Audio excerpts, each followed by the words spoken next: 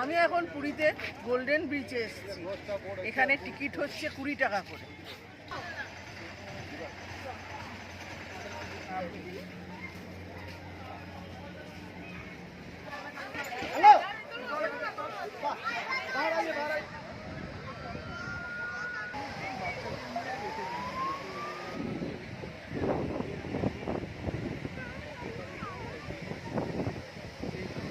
একটা নিরিবিলি সুন্দর সন্ধ্যা বা সুন্দর দিন উপভোগ করতে গেলে আপনাকে আসতে হবে পুরীর গোল্ডেন ব্রিজে।